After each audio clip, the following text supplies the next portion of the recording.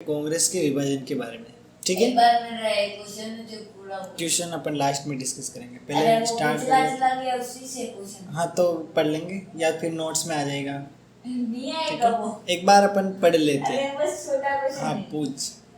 नेहरू जी है, ठीक है। वो नेहरू ही तो वो इंदिरा गांधी है जो उसके फेमस हुई। उसकी लड़की थी ना, तो उसकी लड़की कैसे हुई? उसने किसी और से शादी कर ली होगी। नहीं समझी मैं कोई। अरे उसने जिससे शादी की होगी वो गांधी होगा तो वही गांधी हो गई, ऐसा हो सकता है ना। मैंने कल से सोच रही थी ये ऐसा नेहरू हो तो सकता नेहरू है लगना ना। चाहिए ना, इंदिरा नहीं। अरे जैसे महिला अपने ससुराल में रहती है फिर पति का नाम लगता है नहीं लगता है? लगता है ना, वहाँ लिखते ना वाइफ ऑफ, ऐसे लिखा आता है कि पत्नी है, किसकी पत्नी है। और जिसे अपन अपने गांव में ही रहते हैं यानी कि अपने पियर में रहते हैं, वहाँ क्या लिखते हैं, मतलब जब अपन नहीं शादी नहीं होती उससे पहले क्या लिखते हैं, सन ऑफ या डॉटर ऑफ, ऐसे। ये तेरे को ही पता है, सही है ना।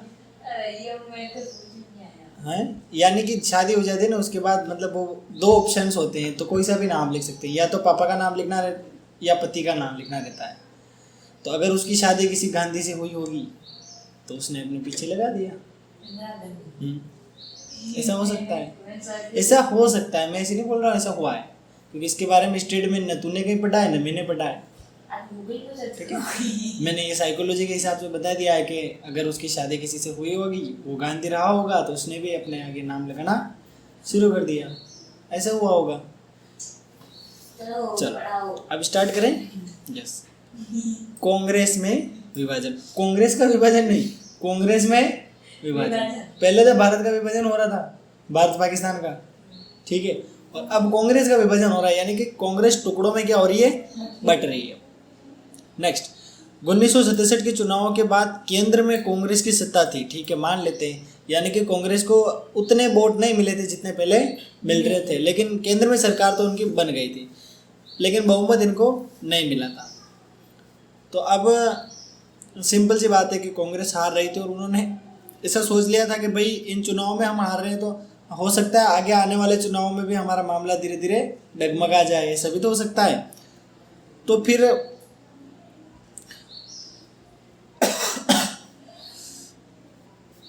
कांग्रेस के पास और कोई विकल्प था नहीं, और गैर कांग्रेसी गठबंधन की सरकारें ज़्यादा समय तक टिक नहीं पाई थी, क्योंकि उन्होंने जो वादे किए होंगे वो पूरे नहीं हुए होंगे। तो इसीलिए वापस नए सिरे से गठबंधन बनाए गए या फिर राष्ट्रपति शासन लागू किया गया, ठीक है। राष्ट्रपति शासन ऐसी कंडीशन में लागू करते हैं जब कोई भी सरकार होती है ढंग से, मतलब अपना जो काम है वो निर्वाह नहीं कर सकती, ठीक है। अब इंदिरा बनाम सिंडिकेट की बात करते हैं। सिंडिकेट क्या, ये भी अपन को आगे देखने को मिल जाएगा, सुनो ध्यान से।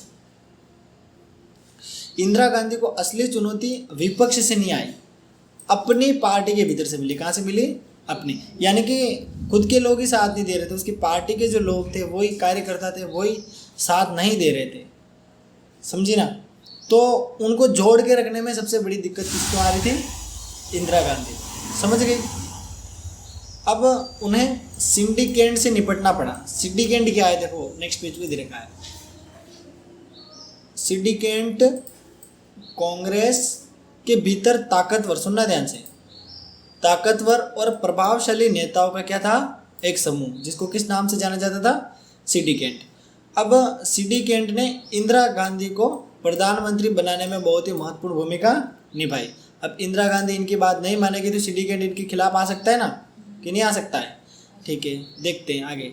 इंदिरा गांधी का कांग्रेस संसदीय दल के नेता के रूप में चुना जाना सुनिश्चित किया था, यानी कि ये काम किसने किया था? सिंडिकेट ने। और वो सिंडिकेट के जितने भी नेता थे, यानी ताकतवर नेता जिनके पास ज़्यादा ताकत है, वो ऐसे सोच रहे थे कि भाई इस इंदिरा को हम बढ़ा देते हैं और ये हमारा काम करेगी, यानी कि हमारी जितनी भी बातें हैं, यानी हमारे जो भी उद्देश्य है वो ये क्या करेगी? पूरे करेगी।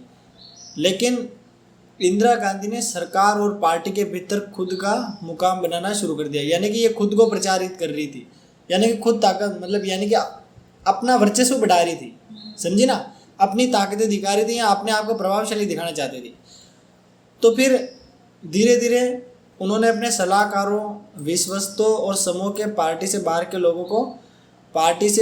लोगों को रखा, यानी कि धीरे धीरे अन्य लोगों को भी इसमें जोड़ने लगी। सुनना ध्यान से, धीरे धीरे बड़ी सावधानी से उसने सिंडिकेट को हाशिए पर ला खड़ा कर दिया, यानी कि जिसने उसको इस लेवल पर पहुंचाया, ये उन लोगों को छोड़ना चाहती थी या उन लोगों को खुद से दूर करना चाहती थी। तो अब फिर वो तो विरोध करेंगे ना, वो ऐसे सोचेंगे कि जिस थाली में खाया उसी थाली में क्या कर दिया, छेद कर दिया, वो वाली बात हो रही है। क्योंकि सिंडिकेट ने इसको क्या कर दिया था, अगर प्रधानमंत्री बनाया नहीं, ये उनको ही दूर कर रही है, तो ये तो गलत बात है, ये तो विभाजन हो ही रहा है कांग्रेस का। सिंडिकेट थोड़ी चाहेगा कब अगली बार वापस इस इंदिरा गांधी को बनाया जाए। नेक्स्ट, इस तरह इंदिरा गांधी को 2 चुनौतियों का सामना किया। पहली चुनौती क्या थी, सिंडिकेट के प्रभाव से स्वतंत्र अपना मुकाम बनाने की जरूरत थी, यानी कि यहाँ पे थोड़ा सा स्मॉल होता है ना, थोड़ा सा दिखता नहीं है। तो सिंडिकेट जो है ना, इसके प्रभाव से मतलब ये चाहती थी कि मैं इसके बंधन में नहीं बंधूँ और खुद का स्वतंत्र वर्चस्व बनाऊँ, ऐसे कहना चाहती थी। कांग्रेस ने 1967 के चुनाव में जो जमीनें खोई थी, यानी कि जो अपने क्षेत्र खोए थे, उनको वापस हासिल करना चाहते थे। इसके लिए सुनना, इंदिरा गांधी ने एक रणनीति बनाई। क्या बनाई? रणनीति। इसने साधारण से सत्ता संघर्ष को विचारात्मक संघर्ष में बदल दिया, यानी कि लोगों के विचार बदलने शुरू किए। क्या किया? विचार बदलने शुरू किए। सरकार की नीतियों को वामपंथी रंग देने के लिए कई कदम उठाए, यानी कि ये मतलब चाहती थी कि मैं लोगों के लिए कुछ अच्छा करूं और या जो भी लोग चाहते हैं उनकी जो इच्छा है उनको मैं पूरा करूं। तो फिर 1967 के मई में इन्होंने क्या किया, कांग्रेस की कार्य समिति ने उसके प्रभाव से 10 सूत्री कार्यक्रम अपनाए, यानी कि ये 10 टारगेट हैं, हम इनको क्या करेंगे, कंप्लीट करेंगे। जैसे पहला, बैंकों का सामाजिक नियंत्रण, आम बीमा के राष्ट्रीयकरण, उसके अलावा है शहरी संपदा, आय के परिसीमन, खाद्यान्न का सरकारी विवरण, भूमि सुधार और ग्रामीणों को गरीबों को आवासीय भूखंड देने के प्रावधान भी इसमें क्या थे, शामिल थे। ये सारी चीज़ें इन्होंने मतलब ये टारगेट रखा कि ये सुविधा हम लोगों को देंगे और वापस अपना जो वर्चस्व है वो क्या होगा, कायम हो पाएगा। ठीक है, तो ये कॉन्सेप्ट यहाँ पर अपन को थोड़ा बहुत इसके बारे में समझ में आता है। और इस कार्यक्रम को स्वीकृति भी दे दी गई, लेकिन इसे लेकर उनके मन में गहरे संदेह थे, यानी कि ऐसा लग रहा था कि मतलब जो सिंडिकेट के लोग थे उनको ऐसा लग रहा था हाँ भाई इसकी बात ही मान लेते, लेकिन उनको नहीं लग रहा था कि ये चीज़ सफल होनी है। फिर भी उन्होंने सहमति क्या कर ली, दे देख लिया, भाई तेरे करना हो जो कर ले। राष्ट्रपति पद का चुनाव कब हुआ? 1969 में। सिंडिकेट और इंदिरा गांधी के बीच की गुटबाजी 1969 में राष्ट्रपति पद के चुनाव के समय खुलकर सामने आ गई। तत्कालीन राष्ट्रपति कौन थे उस समय? जाकिर हुसैन। ये तो निपट गए। उस साल क्या था, राष्ट्रपति का पद खाली था। इंदिरा गांधी के असहमति के बावजूद उस साल सिंडिकेट ने तत्कालीन लोकसभा अध्यक्ष एन संजीवन रेड्डी को कांग्रेस पार्टी की तरफ से कहाँ पर बिठा दिया? राष्ट्रपति के पद पर या उम्मीदवार के रूप में खड़ा कर दिया। बोला कि हम इसको वोट देंगे और मतलब इसका सिलेक्शन करके इसको क्या बना देंगे, राष्ट्रपति। ठीक है, मान लेते हैं। एन संजीवन रेड्डी से इंदिरा गांधी की बहुत दिनों से राजनीतिक अनबन चली आ रही थी, यानी कि दोनों के मतलब आपस में थोड़ा सा मामला बिगड़ रहा था, प्रेम भाव से नहीं रह रहे थे। ऐसे में इंदिरा गांधी ने भी हार नहीं मानी। उन्होंने तत्कालीन उपराष्ट्रपति वीवी गिर को बढ़ावा दिया कि वे एक स्वतंत्र उम्मीदवार के रूप में राष्ट्रपति के लिए अपना नामांकन भरे। यानी कि ये संजीवन रेड्डी तो है, इसको कांग्रेस क्या करना चाहते थे, मतलब कांग्रेस पार्टी खड़ा करना चाहती थी, लेकिन इंदिरा गांधी अपना अलग से तुक चला रही थी। ये क्या कर रही थी कि एक नए इंसान को उपराष्ट्रपति को खड़ा कर दिया कि भाई तू बन जा वीवी गिरी को, उसको क्या बना रही थी, राष्ट्रपति। ये चीज़ें चल रही थी, यानी कि दोनों के बीच कॉम्बिनेशन ही बैठ रहा है। वो सिंडिकेट कुछ और कर रहा है, ये कुछ और कर रही है। अरे पहले मीटिंग करो, डिस्कशन करो, प्रॉब्लम है उनको सोल्व करो और एक साथ चलो। लेकिन उस समय ऐसा नहीं हो रहा है और ये चीज़ यही दिखा रही कि कांग्रेस का क्या हो रहा है, विभाजन हो रहा है। ठीक है, समझ गई, आसान है। नेक्स्ट,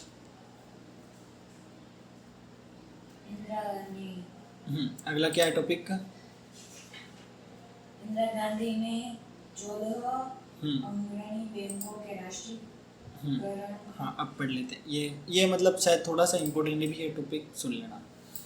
इंदिरा गांधी ने 14 अग्रणी बैंकों के राष्ट्रीयकरण को भूतपूर्व राजा महाराजाओं को प्राप्त विशेषाधिकार यानी कि प्रिवी पर्स को समाप्त करने जैसी कुछ बड़ी जनप्रिय नीतियों की घोषणा की। यानी कि पुराने समय से चली आ रही कुछ नीतियाँ जो कि आज़ादी के बाद सही नहीं थी, तो इसने उन नीतियों को बंद करने की कोशिश की और एक बैंकों का राष्ट्रीयकरण किया, नेशनलाइज किया, यानी कि पूरे राष्ट्र लेवल पे उन बैंकों का अच्छा डेवलपमेंट किया और अच्छे से चले ऐसे।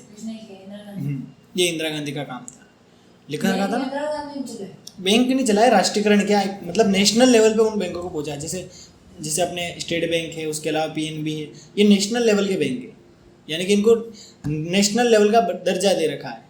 अपन कभी कभी देखा हुआ छोटे मोटे हर किसी बैंक में अकाउंट खोला देते हैं, थोड़े से लालच के कारण अपने पैसे डूब जाते हैं, लेकिन ऐसे बैंकों में ऐसी घटनाएं बहुत ही कम होती है क्योंकि ये सारे नियमों कानूनों के अनुसार चलते हैं। अगर डूब भी जाते हैं पैसे तो भी अपन को रिटर्न मिल जाते हैं वापस, समझे। यानी कि कुछ प्रोटोकॉल होते हैं राष्ट्रीयकरण से संबंधित, वो सारे फॉलो करके उसको मतलब घोषित कर दिया जाता है ऐसे। नेक्स्ट, इस वक्त मोरारजी देसाई देश के उप प्रधानमंत्री थे और वित्त मंत्री भी थे जिस समय ये इंदिरा गांधी ये काम करती 1969 में। दोनों मुद्दों पर प्रधानमंत्री और उनके बीच गहरे मतभेद उभरे। इसके परिणाम स्वरूप मोरारजी ने सरकार से किनारा कर लिया, यानी कि जो मोरारजी थे और कांग्रेस थी उसके बीच में भी थोड़ा थोड़ा मामला बिगड़ रहा था क्योंकि दोनों की बात बन नहीं रही थी, ऐसा कह सकते हैं। गुजरे वक्त में भी कांग्रेस के भीतर इस तरह के मतभेद उठ चुके थे, लेकिन इस बार का मामला कुछ अलग ही था। दोनों गुट चाहते थे कि राष्ट्रपति पद के चुनाव में ताकत को आजमा ही लिया जाए। तत्कालीन कांग्रेस के अध्यक्ष कौन, एन निजलिंगपा ने व्हीप जारी किया। क्या जारी किया? व्हीप कि हाँ व्हीप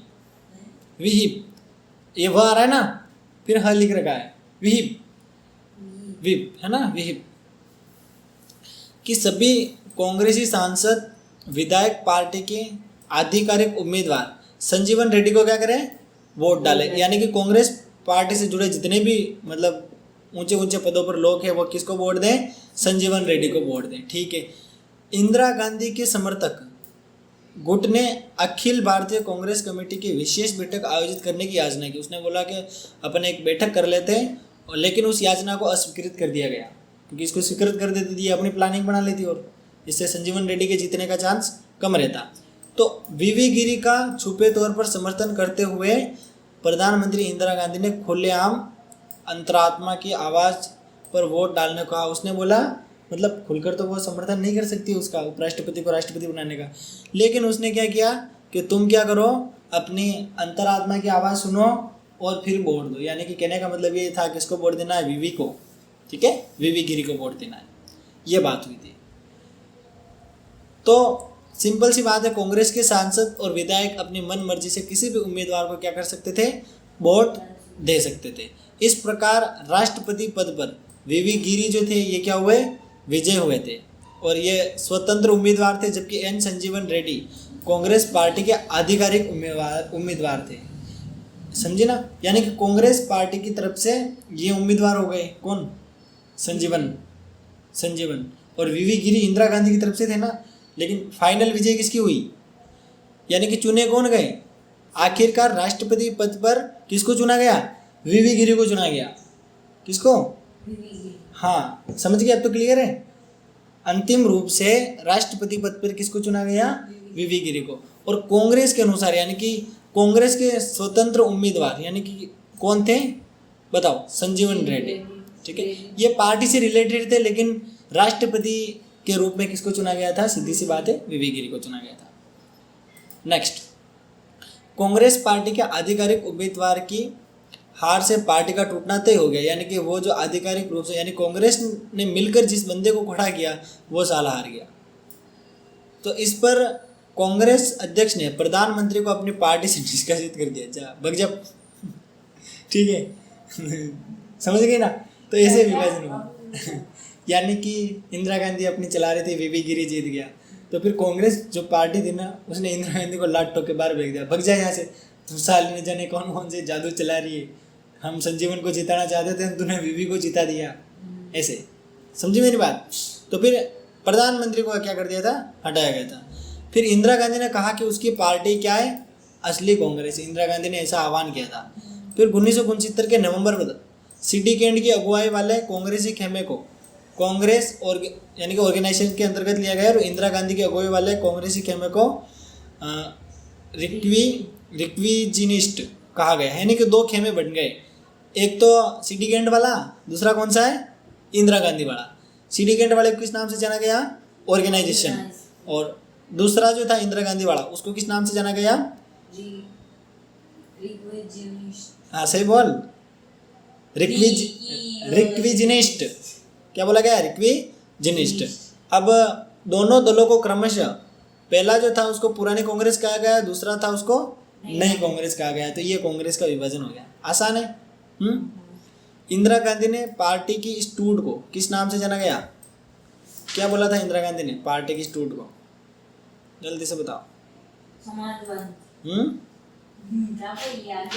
विधानसभा की लड़ाई के रूप में पेश किया, यानी कि जो लड़ाई हो रही थी उसके रूप में इस चीज को इंदिरा गांधी ने क्या किया था, पेश किया था। नेक्स्ट, इससे संबंधित और भी चीज दे रखी है।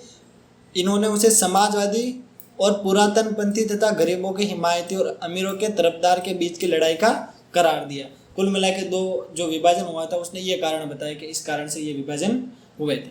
ठीक है, यानी कि हम जीते ना हारे। आज भी तूने देखा होगा कोई क्या भाषण दे रहा है, कोई क्या दे रहा है, ऐसा देखने को अपन को मिलता है। फिर हुआ था 1971 का चुनाव और कांग्रेस का पुनर्स्थापन। दोबारा कांग्रेस को एक बनाने की कोशिश की गई थी। देखते हैं किस प्रकार कांग्रेस एक हुई। कांग्रेस की टूट से इंदिरा गांधी की सरकार अल्पमत में आ गई, यानी कि बहुत ही कम वोट सरकार को मिले।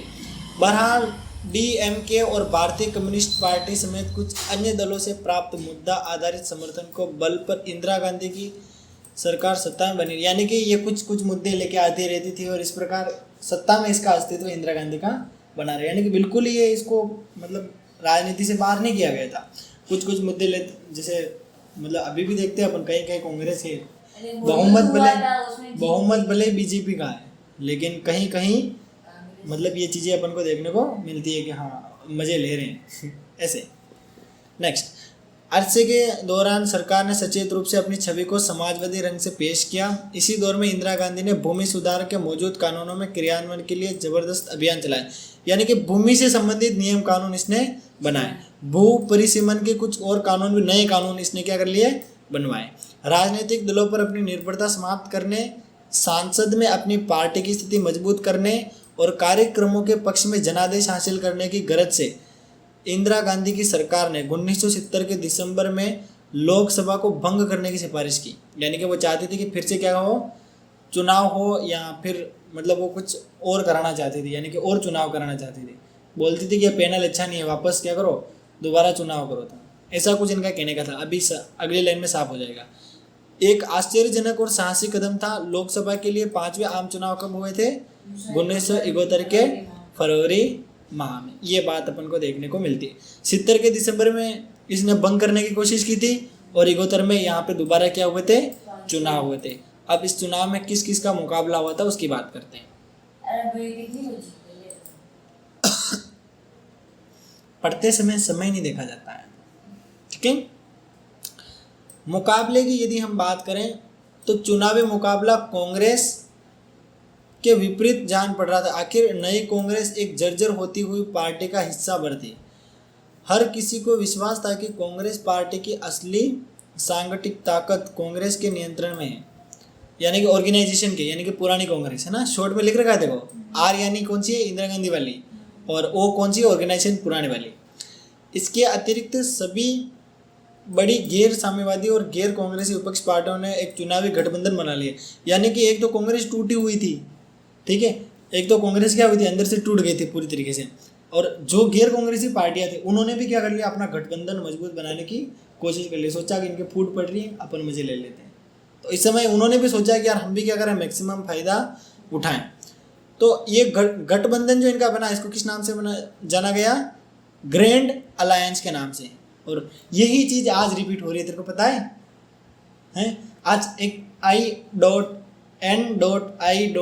है, इंडिया अलायंस नाम का एक गठबंधन बन रहा है, जिसमें अपने केजरीवाल जी, ठीक है, उसके अलावा कांग्रेस और उसके अलावा जो भी जितनी भी अदर्स पार्टियां सारे मिलकर गठबंधन तैयार कर रही है मोदी जी के खिलाफ। इन्होंने सभी ने मिलकर मोदी जी के खिलाफ अविश्वास प्रस्ताव भी लाए थे, लेकिन अविश्वास प्रस्ताव में वोटिंग होती है कि जो मौजूदा सरकार है इसको कौन कौन चाहता है नहीं चाहता है, तो ये प्रक्रिया हुई नहीं। उससे पहले कांग्रेस के कार्यकर्ता भग गए थे सारे, समझी ना, सारे भग गए थे, यानी कि उनमें इतनी एकड़ता नहीं थी, ऐसे कह सकते हैं। तो उस समय भी क्या बना था, गठबंधन बना था, ठीक है, लेकिन सत्ता में कौन थी, कांग्रेस। आज जस्ट उल्टा है, आज गठबंधन किसका बन रहा है, कांग्रेस का, और सत्ता में कौन है, बीजेपी। बिल्कुल उल्टी कंडीशन है। उस समय सत्ता में कौन थी, कांग्रेस, और जो कांग्रेस में नहीं था वो मिलके गठबंधन बना रहे थे, और आज जस्ट उल्टा हो रहा है। यानी कि जो कांग्रेस के नेता है उन्होंने ये पाठ पढ़ रखा है, समझी मेरी बात। तो उसी चीज को ये दोबारा दोहरा रहे हैं। लेकिन पहले वाले जो गठबंधन तैयार किया था उसका नाम क्या था, रखा था ग्रैंड अलायंस। क्या रखा था, ग्रैंड अलायंस। और आज जो बन रहा है उसको इंडिया के नाम से जाना गया है। देखना, टीवी देखती है तो न्यूज़ देखती है, न्यूज़ देखना, उसमें है इंडिया। इंडिया जो हमारा गठबंधन है ना, नया गठबंधन बन रहा है कांग्रेस का, इंडिया, ठीक है, हाँ, इंडिया गठबंधन। यूट्यूब पे सर्च करना आ जाएगा कौन कौन सी पार्टियां हो उसमें। लेकिन आज गठबंधन कांग्रेस तैयार कर रही है ना, लेकिन पहले कौन कर रही थी, बीजेपी कर रही थी। बस जस्ट उल्टा है, यानी कि बीजेपी का आइडिया कांग्रेस चुरा रही है और जीतना चाहती है चुनाव में। देखते हैं क्या होता है। नहीं, बीजेपी पहले से दिमागदार है ना, उसमें ये किया हुआ है। जो कॉपी करता है वो फेल ही होता है, क्या पता अगला आदमी गलत लिख रहा हो। लेकिन अब देखते हैं इसमें क्या हुआ, ठीक है। ग्रेट अलायंस की बात करते हैं, ग्रैंड अलायंस की। इसमें इंदिरा गांधी के लिए स्थिति और कठिन हो गई थी। इसमें सुनना कौन कौन सी पार्टियां, एक तो एसएसपी, पीएसपी, भारतीय जनसंघ। देख ले, बीजेपी आ गई ना, इसको पहले बीजेपी को पहले भारतीय जनसंघ के नाम से जाना है। श्यामा प्रसाद मुखर्जी, याद आया सब कुछ, हाँ। और स्वतंत्र पार्टी और भारतीय क्रांति दल, और चुनाव में एक छतरी के नीचे आ गए। आज भी तेरे को पता होगा इंडिया की बैठक हो रही है, बहुत सारी बैठकें हुई थी, 2-3 बैठकें, जिसमें सोच रहे थे किसको क्या दें, किसको क्या करें, सारा मतलब वो प्लानिंग कर रहे हैं, ठीक है। पहले ऐसा काम कौन कर रही थी, दूसरी पार्टियां। तो शासक दल ने भारतीय कम्युनिस्ट पार्टी के साथ क्या कर लिया, गठजोड़ कर लिया, यानी कि सब मिलके क्या करना चाहते थे, सरकार चलाना चाहते थे। अब सुनना, इसके बावजूद नई कांग्रेस के साथ एक ऐसी बात थी जिसका उसके बड़े विपक्षियों के पास अभाव था। नई कांग्रेस के पास एक मुद्दा था, एक एजेंडा था और कार्यक्रम था। ग्रैंड अलायंस के पास कोई सुसंगत राजनीतिक कार्यक्रम नहीं था। या आज जैसे जिस प्रकार आज विपक्ष भटका हुआ है ना, वो भी गठबंधन बना रहा है, उसके पास कोई उद्देश्य नहीं है। मुद्दा कौन सा उठा है, उसके पास कोई मुद्दे नहीं बचा है। मोदी जी ने सारी चीज़ें क्लियर कर दी, जैसे जम्मू कश्मीर का उठा था वही क्लियर कर दिया, वो कोई से मुद्दा नहीं उठा सकता है। तो बिल्कुल उस समय भी जो विपक्ष था ग्रेट अलायंस, उसके पास भी कोई मुद्दा नहीं था। यानी कि वो किस मुद्दे पर वो चुनाव लड़े या मतलब वोट प्राप्त करें। नेताजी आते हैं कुछ न कुछ तो बोलते हैं, हम आपके ये करेंगे वो करेंगे। आज तो ऑटोमेटिक हो रहा है सब कुछ करने की जरूरत ही नहीं है। तो ये चीज़ें अपन को देखने को मिली। इंदिरा गांधी ने देश भर में घूम घूम कर कहा कि विपक्षी गठबंधन के पास बस एक ही कार्यक्रम है, क्या है, इंदिरा हटाओ, ये बात बोला था, ठीक है। इंदिरा गांधी ने बोला, हाँ, यानी कि विपक्ष सिर्फ मेरे को हटाना चाहता है, तो भाइयों और बहनों तुम क्या करना, मेरे को ही वोट देना, मेरे को मत हटाना, ऐसे कहना चाहती थी। नेक्स्ट थोड़ा सा और इसमें पढ़ लेते हैं। इसके विपरीत उन्होंने लोगों के सामने एक सकारात्मक कार्यक्रम रखा, यानी कि एक पॉजिटिविटी के साथ कार्यक्रम रखा। और इसने एक अपना नारा रख दिया कि इंदिरा मत हटाओ, गरीबी हटाओ। क्या हटाओ, गरीबी। तो ये बात इंदिरा गांधी ने रख दी। और फिर इसने क्या बोला कि सार्वजनिक क्षेत्र की समृद्धि, ग्रामीण भूस्वामित्व और शहरी संपदा के परिसीमन, आय और अवसरों की असमानता की समाप्ति, प्रिंसी पर्व की समाप्ति, और अपने चुनाव अभियान में जोर दिया।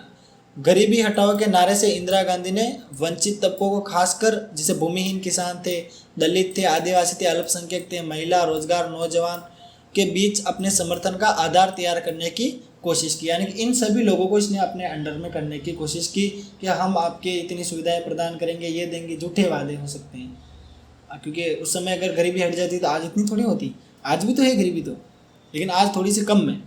नेक्स्ट, इससे जुड़ा हुआ एक कार्यक्रम इंदिरा गांधी की राजनीतिक रणनीति थी, इसके सहारे वे अपनी देशव्यापी राजनीतिक समर्थन की बुनियाद, यानी कि ये वापस जीतने के लिए बहुत ही मतलब इसने आइडिया बहुत अच्छा लगाया था, यानी लोगों को इस तरीके से वो अपने अधीन करना चाहती थी और चुनाव लेना चाहती थी। यहाँ से कल पढ़ेंगे। नहीं, ये उसी से रिलेटेड है बेटा, क्योंकि हाँ, तो कल की पूरी रामायण जब तक नहीं समझाऊंगा ना तब तक ये आंसर समझ में नहीं आएंगे, तो इसको साथ में पढ़ लेते, कोई बात नहीं। सुनो ध्यान से, परिणाम और उसके बाद, यानी कि परिणाम आया और उसके बाद क्या हुआ देखना। 1971 में लोकसभा चुनाव के नतीजे उतने ही नाटकीय थे जितना कि इन चुनाव को करवाने का फैसला, यानी कि चुनाव को करवाने का जो फैसला हुआ था वो भी बहुत अलग ही तरीके का था। तेरे को पता है बीच में 69 में वो हुआ थे चुनाव, फिर वापस राष्ट्रपति के संबंधित डिस्टर्बेंस हो रहा था, फिर वापस लोकसभा के विरुद्ध ये न जाने क्या लेके आ गए, वापस चुनाव करवाए गए 71 में, तो उससे संबंधित बात है। कांग्रेस और सीपीआई के गठबंधन को इस बार जितने वोट या सीटें मिली उतनी ही कांग्रेस पिछले 4 आम चुनाव में कभी हासिल नहीं कर सकी, यानी कि यहाँ पे जो आर थी, आर यानी इंदिरा गांधी वाली सरकार, वो यहाँ पे ज़्यादा चीज़ें वोट लेकर आई थी। इस गठबंधन को लोकसभा की कितनी सीटें मिली? 375, और इसने कुल 48.4% वोट हासिल किए। किसने? ये जो गठबंधन बना था ना इसके साथ, कांग्रेस के साथ मिलके, लिख रखा है ऊपर कांग्रेस और सीपीआई है ना, इसके साथ अकेले इंदिरा गांधी की कांग्रेस यानी कि आर यार ये मतलब इंदिरा गांधी से संबंधित है, 351 सीटें और 44% वोट हासिल किए थे, ठीक है। और ये 4-4.5% जो है किसके, ये जो सीपीआई है ना इसके। अब जरा इस तस्वीर की तुलना कांग्रेस ऑर्गेनाइजेशन के उजाड़ से करें। इस पार्टी में बड़े बड़े महारथी थे, लेकिन इंदिरा गांधी की पार्टी को जितने वोट मिले उसके 1/4 वोट भी उनकी झोली में नहीं आए, यानी कि ऑर्गेनाइजेशन यहाँ पे पूरी तरीके से डूब चुकी थी। अरे जो पहले जिसको किसी के नाम से जाना गया था ना, हाँ पुरानी कांग्रेस ऑर्गेनाइजेशन, तो हाँ सिंडिकेट, तो ऑर्गेनाइजेशन की बात लग गई थी यहाँ पे, कुछ नहीं मिला उसको, यानी कि आधे वोट ही नहीं मिले। कांग्रेस को 100 मिल रहे तो उनको 25 ही नहीं मिले, है ना, सिंडिकेट को। फिर इसमें और है पार्टी में महज 16 सीटें मिली। कितने मिली? 16 सीटें। अपनी भारी भरकम जीत के साथ इंदिरा गांधी की अगुवाई वाली कांग्रेस ने अपने दावे को क्या कर दिया, साबित कर दिया कि वही क्या है, असली कांग्रेस है, और उसे भारतीय राजनीति में फिर से प्रभुत्व के स्थान पर पुनर्स्थापित किया गया।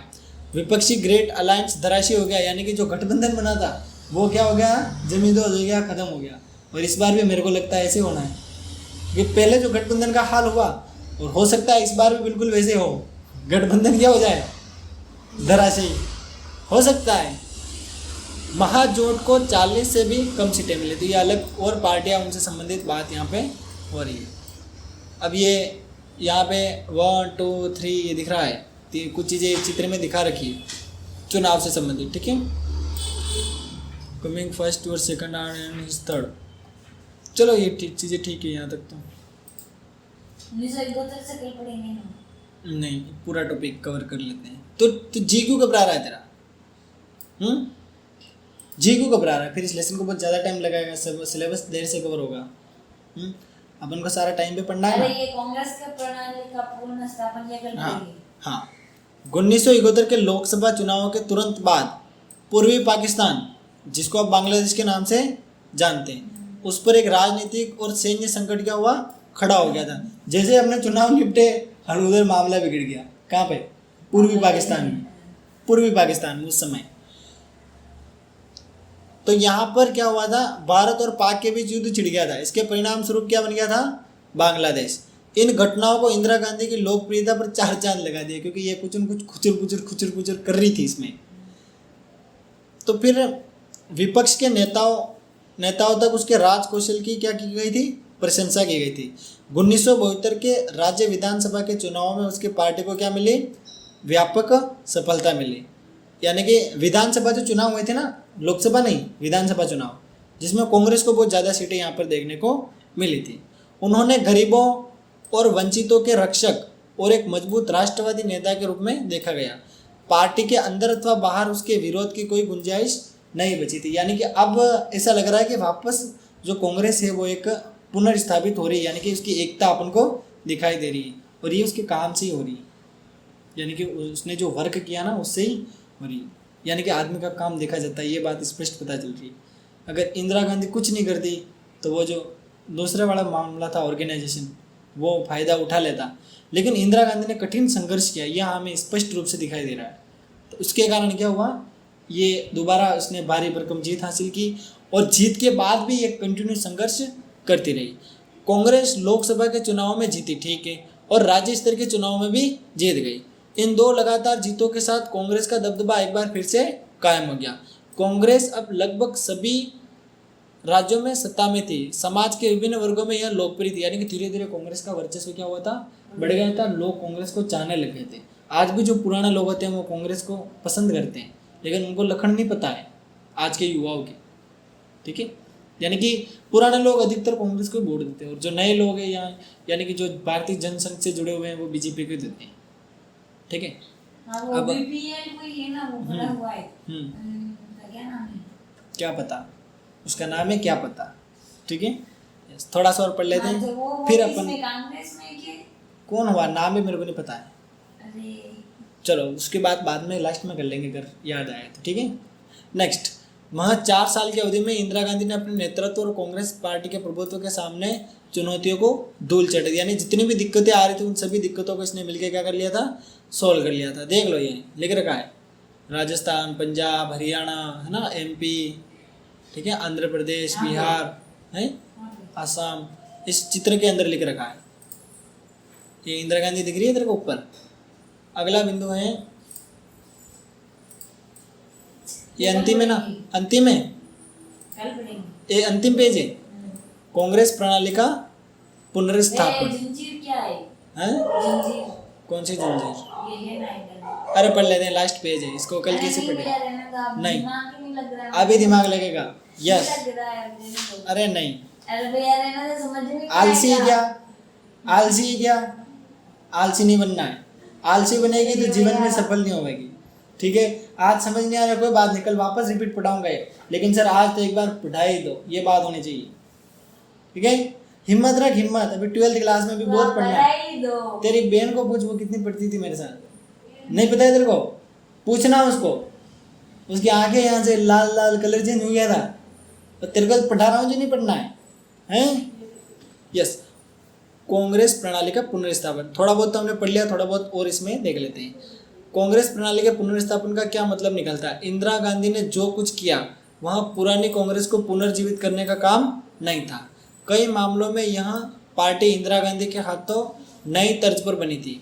इस पार्टी को लोकप्रियता के लिहाज पर वही स्थान प्राप्त होता है जो उसे शुरुआती दौर में हासिल था, यानी कि उसने पुराना जो वर्चस्व है इसमें प्राप्त कर लिया था। अलग अलग किस्म की पार्टी थी। यह पार्टी पूर्णतः सर्वोच्च नेता की लोकप्रियता पर आश्रित थी, यानी कि जो नेता लोकप्रिय था उसके अनुसार ये पार्टी चली थी, और इसका महत्व क्या हुआ था, अच्छे से बढ़ गया था। पार्टी का सांगठनिक ढांचा भी अपेक्षाकृत कमजोर था पहले। इस कांग्रेस पार्टी के भीतर कई गुट नहीं थे, यानी कि अब विभिन्न मतों और हितों के साथ लेकर चलने वाली पार्टी नहीं थी। इस पार्टी के चुनाव जीते, लेकिन इस जीत के लिए पार्टी के कुछ सामाजिक वर्गों जैसे गरीब, महिला, दलित, आदिवासी और अल्पसंख्यकों पर ज़्यादा निर्भर थी, यानी कि इनको कांग्रेस ने हमेशा क्या किया था, साथ रखा था। आज भी कांग्रेस अल्पसंख्यकों को ही ज़्यादा मदद करती है, उनके साथ ही जुड़ी रहती है, उच्च तबकों की मदद बहुत ही कम करती है, या उनका भला बहुत ही आधा घंटा के। कांग्रेस उभर कर सामने आई, वह एकदम नई कांग्रेस थी। इंदिरा गांधी ने कांग्रेस प्रणाली को पुनर्स्थापित जरूर किया, लेकिन कांग्रेस प्रणाली की प्रकृति को बदलकर भी इसने रख दिया था, यानी कि बहुत सी चीज़ें इसने इसमें चेंज कर दी थी। ये जंजीर क्या है, फिल्म है क्या है, देखी तूने? कांग्रेस प्रणाली के भीतर हर तनाव और संघर्ष को पचा लेने की क्षमता थी, यानी कि धीरे धीरे एक ऐसी पार्टी बन गई थी ये सामंजस्य बिठा लेती है, ठीक है। नेक्स्ट, कांग्रेस प्रणाली को इसी खासियत के कारण जाना गया था, लेकिन नई कांग्रेस ज़्यादा लोकप्रिय होने के बावजूद इस क्षमता को हीन थी, यानी कि वो लोगों के साथ नए जुड़ सकती थी, नई उनकी फीलिंग को समझ सकती थी और नए उनके अनुसार काम कर सकती थी। लेकिन जो इंदिरा गांधी वाली थी वो प्रॉपरली काम कर रही थी। कांग्रेस ने अपनी पकड़ मजबूत की और इंदिरा गांधी के राजनीतिक हैसियत अप्रत्याशित रूप से बढ़ी, लेकिन जनता की आकांक्षाओं पर अभिव्यक्ति की लोकतांत्रिक जमीन क्या हुई, छोटी पड़ गई। यानी कि कुछ न कुछ यहाँ पे चीज़ें डाउनग्रेड ही हुई, न कुछ अपग्रेड ही हुई, ऐसा कह सकते हैं। विकास और आर्थिक बहाली के मुद्दों पर जनाक्रोश, लामबंदी लगातार बढ़ती गई। यानी कि डेवलपमेंट बहुत ही कम हुआ था और आर्थिक विकास देश का कम हुआ था। देश का डेवलपमेंट उस समय इतना नहीं हुआ था। उसके अलावा लोगों में आक्रोश था, मतलब देश का डेवलपमेंट अगर प्रॉपरली नहीं हो पा रहा है तो लोग तो करेंगे ना आक्रोश। तो ये चीज़ें अपन को यहाँ पे देखने को मिली। तो ये चीज़ें हैं इससे संबंधित, और मेरे को नहीं लगता इसमें कोई इम्पोर्टेंट है, जो था वो मैंने बता दिया। तो अपना ये लेसन कंप्लीट हो गया है। कल अपन इससे रिलेटेड कुछ क्वेश्चन आंसर करेंगे और फिर परसों अपन नोट्स की क्लास रखने की पूरी कोशिश करेंगे। आपने नोट्स डाले नहीं 5 में के मैंने देखी, नोट्स डाल दिए ना, नहीं डालनी आई, देखना आ गए।